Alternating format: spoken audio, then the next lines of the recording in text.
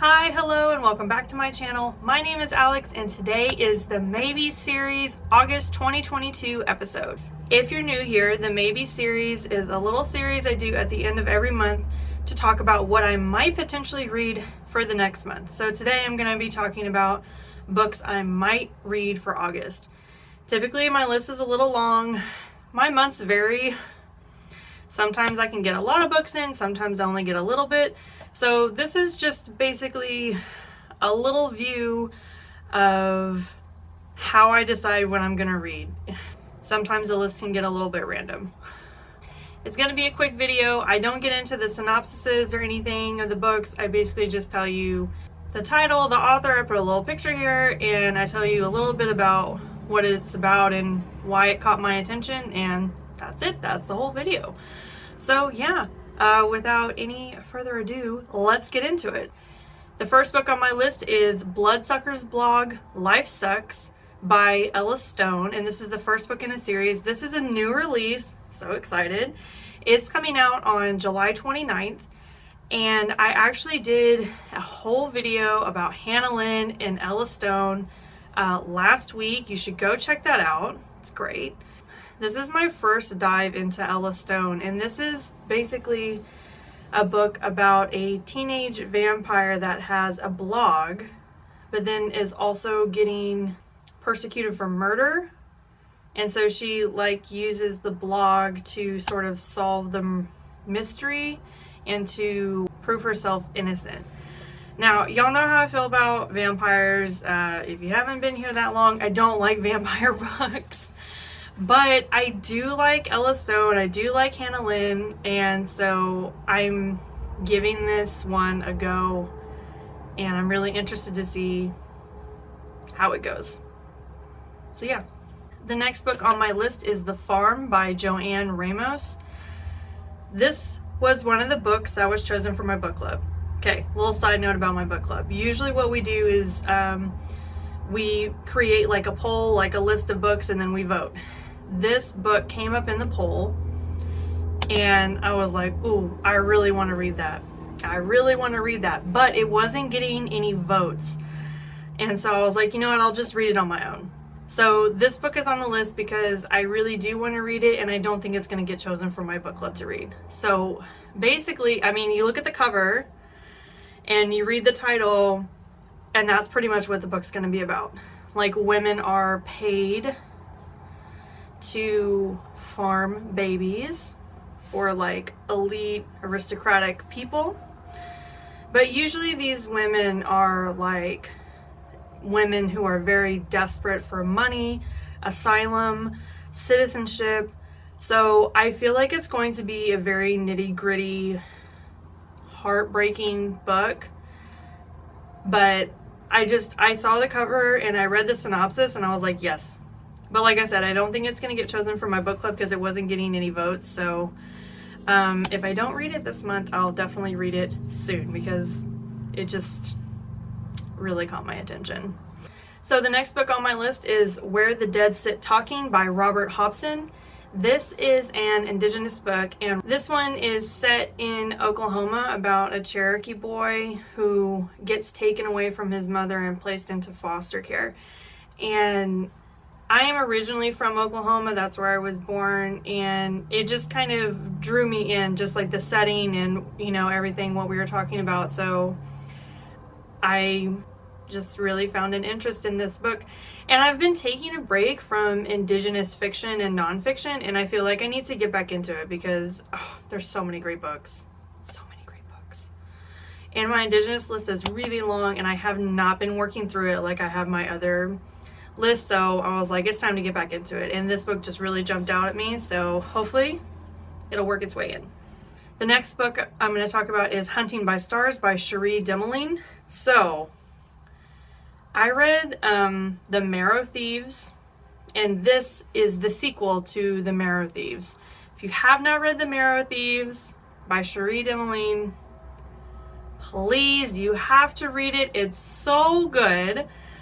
It is about like a post-apocalyptic world where people have lost the ability to dream But the indigenous peoples retain this ability, and so the indigenous peoples are hunted for their bone marrow. Their bone marrow is extracted for the cure to this epidemic that's happening. And so we're really just like right in the middle of it, like indigenous peoples are coming together and running. It's just magical. She has written just this, the way that she has written this book, The Marrow Thieves, was just so incredible. I absolutely loved it. I fell in love with her writing, with the characters. It was just everything I didn't know I wanted. Okay, so this is the sequel to The Marrow Thieves. I have to read it, right? I have to read it. Please, if you don't know Cherie Dimaline, please look into her. Look into The Marrow Thieves. It was brilliant. So if this is anything close to the first one, expectations will be completely exceeded. Okay, so after I looked up the Cherie Dimaline book, I was like, you know what other book series I haven't finished lately? Beartown. So The Winners by Fredrik Backman came out last fall. Let me tell you a little bit about me and my history with Beartown.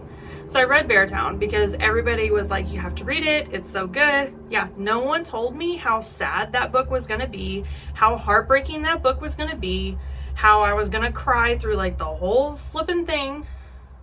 No one told me that. So if you're interested in reading Beartown, please know it is a heavy book. It's brilliant, heavy.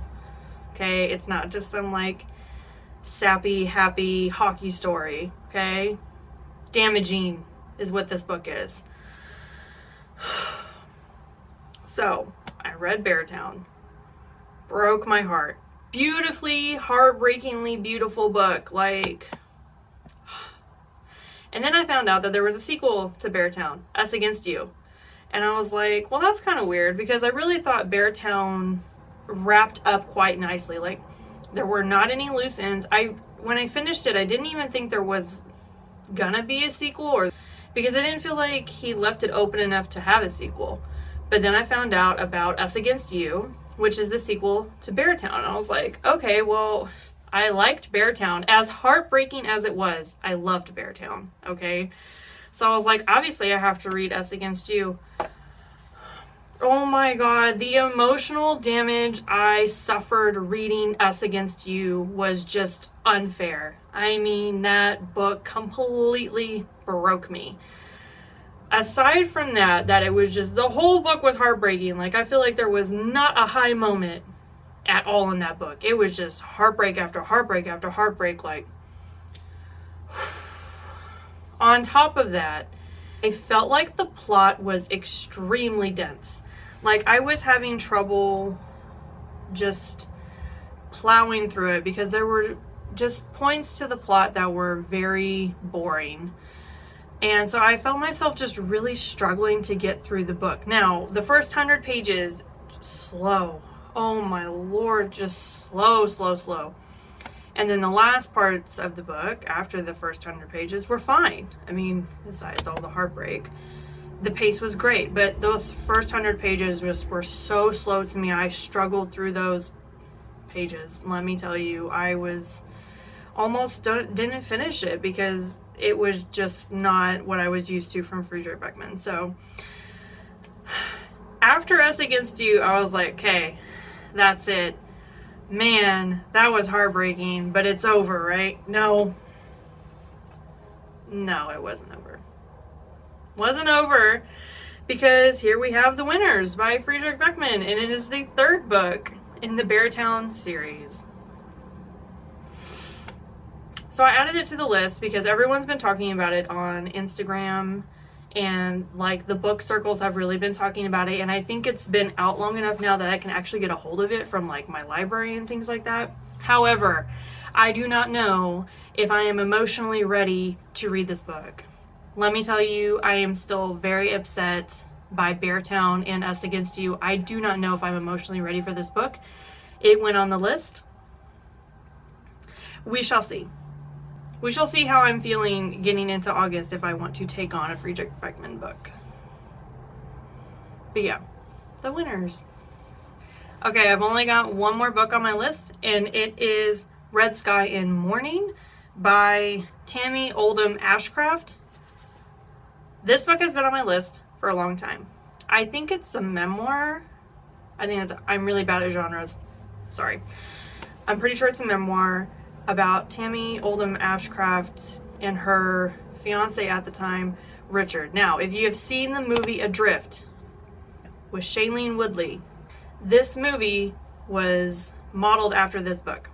This book is the true story of Tami and Richard on their perilous journey at sea.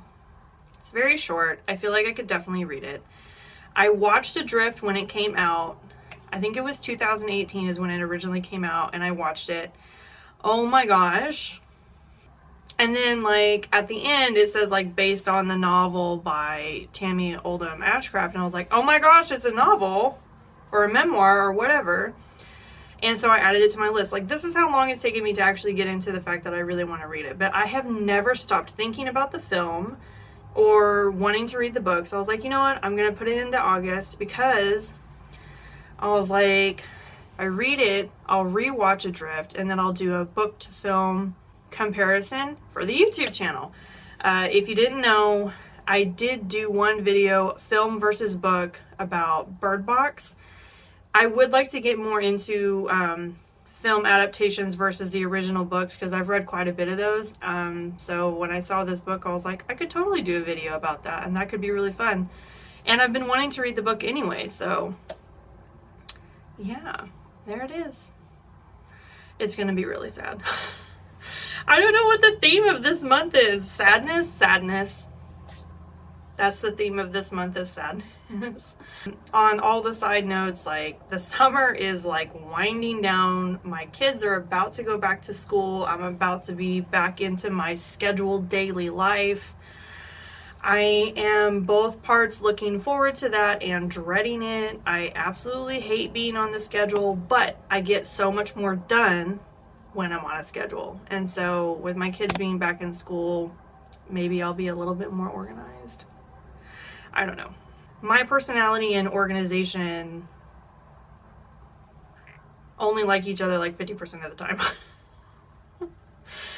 So I don't know. I don't know how it's going to go. And I also don't know how much time I'll have in August to do reading. It's like, it's really a toss-up. It's like sometimes in August, because my kids go back to school, I have a little bit more free time during the day because I'm only going to be down to one of my children this year. But also the getting them into school, like the first couple weeks of August when we're going to be adjusting to new schedules and dealing with getting everything ready to go to school and really settling into the new year, it's sometimes a lot. So we'll see. But I'm really excited about August. I am really excited for it not to be 1,000 degrees anymore. I don't know about where it is where y'all are living, but I'm a little bit over this weather. So yeah, if this was your first stop at the Maybe series, welcome. I hope you enjoyed it. Please go check out my video from last week about Hannah Lynn and Ella Stone. I'm trying to put a giveaway together over on my Instagram channel. If you want to know more about that, go check out my Instagram. Yeah, I think that's all I have for you guys today. If you've read any of the books I mentioned, let me know if you liked them or if you hated them. I want to know everything. Tell me all of it. So I hope you guys have a good rest of the week, and I will see you next time. Bye!